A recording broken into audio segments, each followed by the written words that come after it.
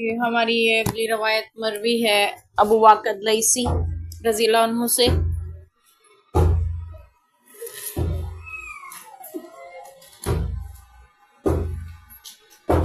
ان کا نام ہے حارث بن مالک۔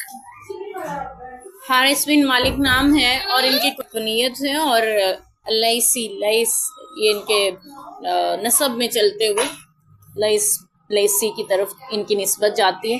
اس نسبت سے ابو واقد لیثی کہلاتے ہیں۔ ہجرت کے ابتدائی سالوں میں اسلام قبول کیا اور جنگ بدر میں یہ موجود تھے۔ اسلام کی سربلندی کے لیے اللہ کی راہ میں سب سے پہلے تلوار لہرانے والے یہی صحابی ہیں۔ تیر چلانے والے کون تھے؟ سعد بن ابی وقاص، نبی پاک کے ماموں جو تھے، ٹھیک ہے، اور وہ تیر چلانے والے تھے اسلام کی راہ میں سب سے پہلے، اور یہ تلوار لہرانے والے۔ ان کے بارے میں آتا ہے جنگ بدر میں ایک کافر کا تعاقب کیا اس کو قتل کرنے کے لیے، تو کسی اور نے اس کو قتل کیا۔ ان سے تقریباً 24 روایات ان سے مروی ہیں۔ حضرت عمر رضی اللہ عنہ نے ایک بار ان سے دریافت کیا تھا کہ نبی پاک صلی اللہ علیہ وسلم عید کی نماز میں، عید الفطر کی نماز میں کون سی صورتیں تلاوت کرتے تھے، تو انہوں نے فرمایا تھا کہ ایک قرابت سات اور سورت قاف کی تلاوت فرماتے تھے۔ اسلام قبول کرنے کے بعد ساری زندگی مدینہ میں گزاری۔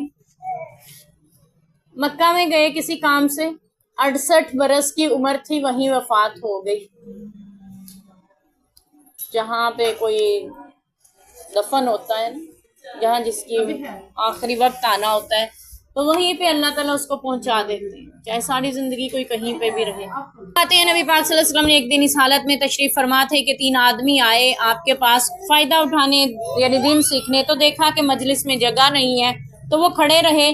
پھر ایک نے دیکھا کہ اس میں تھوڑی سی گنجائش پیدا ہو گئی ہے، جگہ بن گئی، تو وہ بیٹھ گیا۔ دوسرے نے پیچھے جا کے جہاں پہ اس کو جگہ ملی وہاں بیٹھ گیا۔ تیسرا جو تھا وہ واپس پلٹ گیا۔ آپ صلی اللہ علیہ وسلم نے جب اپنا واز مکمل فرمایا تو آپ نے فرمایا، کیا میں تمہیں 3 آدمیوں کی حالت نہ بتاؤں جن میں سے ایک نے اللہ کی طرف رجوع کیا، اللہ نے بھی اس کو جگہ دی، دوسرا شرمایا تو اللہ نے بھی اس سے حیا کی، تیسرے نے منہ پھیرا تو اللہ نے بھی اس سے اعراض کیا۔ ہمارے ہاں کیا ہوتا ہے، اس حدیث سے ہمارے لیے بہت بڑا سبق ملتا ہے۔ ہمارے ہاں یہ ہوتا ہے، ہم کہتے ہیں دین نہیں سیکھنا، عمل نہیں ہوگا، پھر گناہ ہوگا۔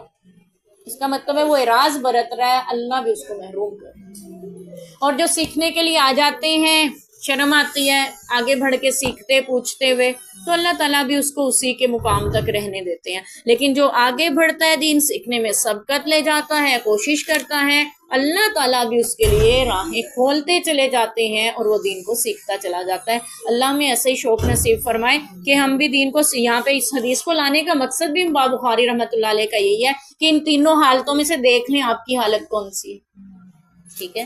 علم حاصل کرنے آئے ہیں، بخاری کا علم حاصل کریں، دراصل تو ہم حدیث کا علم حاصل کر رہے ہیں نا، تو علم حدیث لینے کے لیے ہماری حالت کیا ہے؟ اس شخص کی طرح تو نہیں جو اعراض برتتا ہے، یا اس کی طرح تو نہیں جو شرما کے پیچھے بیٹھ گیا، یا پھر اس کی طرح ہو جو آگے بڑھ رہا ہے اور علم حاصل کر رہا ہے۔ اللہ کرے ہم آگے بڑھنے والے اور علم حاصل کرنے والے